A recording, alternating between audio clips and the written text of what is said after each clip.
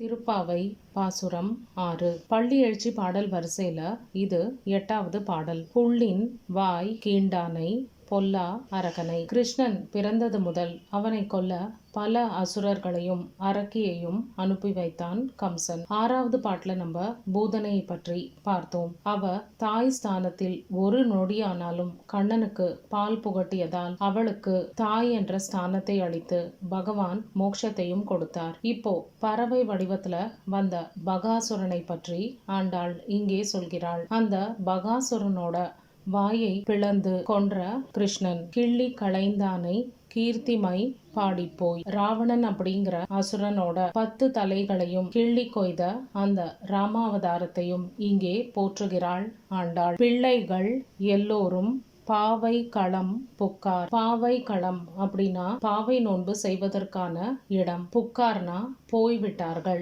நம்ம கூட வந்த சில தோழியர்கள் ஏற்கனவே நம்ம பாவை நோன்பு செய்யும் அந்த இடத்தை சென்று அடைந்து விட்டார்கள். இன்னும் கொஞ்சம் பேர் தான் இங்க உன் வீட்டு வாசல்ல நிற்கின்றோம், உன்னையும் கூட்டிக் கொண்டு செல்வதற்காக. வெள்ளி எழுந்து வியாழம் உறங்கிற்று. வெள்ளிக்கிழமை வந்துவிட்டது, வியாழன் உறங்கிவிட்டது. அதாவது கொஞ்சமா சூரியன் வெளியே வர தொடங்கிவிட்டது. சந்திரனும் மெல்ல மறைய தொடங்கிவிட்டது. இன்னுமா நீ எழுந்திருக்காமல் இருக்கிறாய்? புள்ளும் சிலம்பின கான் போதரி கண்ணினாய். நீயே வந்து பாரு. புள்ளும் இப்ப திருப்பியும் பறவையை பற்றி சொல்றா. பறவைகள் கூட்டம் கூட்டமா கூட்டிலேந்து வெளியே வந்து பறக்க ஆரம்பித்து விட்டது. போதரி கண்ணினாய். மலர் மலர் போன்ற தாமரை மலர் போன்ற அழகான கண்களை உடைய தோழியே, நீயே வந்து பாரு. அவ்வளவு நன்றாக பிடிந்து விட்டது. குள்ள குளிர குடைந்து நீர் ஆடாதே. இப்போ இவ்வளவு பொழுது விடிந்து விட்டது, இன்னும் நீ வந்து குளிர்ச்சியான நீர்ல குளிப்பதற்காக நீயும் எங்களோடு வா. அந்த சமயத்துல அந்த நீரை கையால் எடுத்து நீ நன்றாக நீராடு அப்படின்னு ஆண்டாள் இங்கே சொல்கிறாள். பள்ளி கிடத்தியோ பாவாய் நீ நன்னாளாள். இந்த நாள் வந்து நல்ல நாள். காரணம், நம்ம பகவானை நினைக்க புறப்படும் அந்த நாள். இந்த மார்கழி மாதமே ஒரு புண்ணிய மாதம். அந்த மாதம் முழுவதும் பகவானை நாம் துதிப்போம். அதனால நீ வந்து இதையெல்லாம் செய்யாம இன்னும் உறங்கிக் கொண்டு இருக்கின்றாயே, படுத்துக்கொண்டே இருக்கிறாயே. கள்ளம் தவிர்த்து கலந்தேலோர் எம்பாவாய். கள்ளத்தனமான தூக்கத்தை தவிர்த்து எங்களோடு வந்து நீராடவா அப்படின்னு ஆண்டாள் இங்கே சொல்கிறாள். கடவுளை நினைக்காமல் இருப்பதும் ஒரு விதமான திருட்டுத்தனம், கள்ளத்தனம் அப்படிங்கறத குறிப்பால் உணர்த்துகிறாள் ஆண்டாள். பகவானை நினைக்கணும் அப்படின்னு நம்ம நினைக்கிற ஒவ்வொரு நாளுமே நன்னாள் தான். இந்த பாசுரத்துல ஆண்டாள் குறிப்பிடும் ஆழ்வார் தொண்டரடி பொடி ஆழ்வார்.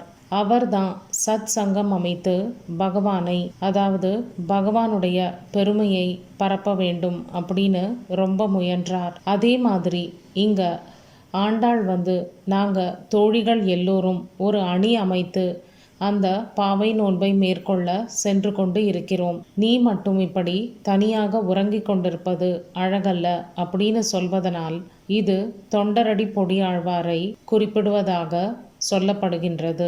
இந்த தொண்டரடி பொடியாழ்வார் தான் முதலில் திருப்பள்ளி எழுச்சி பாடலை பாடியவர்.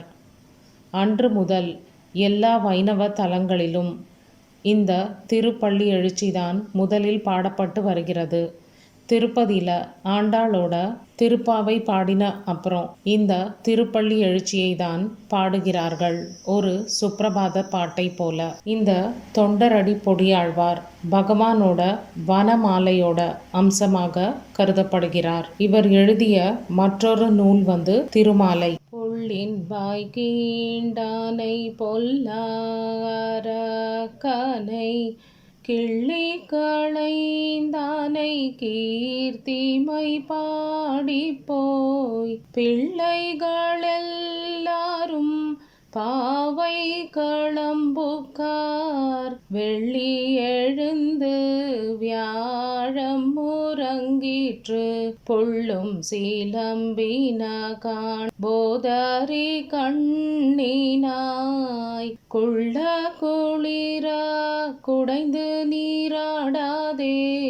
பள்ளி கிடத்தியோ பாவாய் நீ நன்னாளாள். கள்ளம் தவிர்த்து கலந்தேலோரெம் பாவாய்.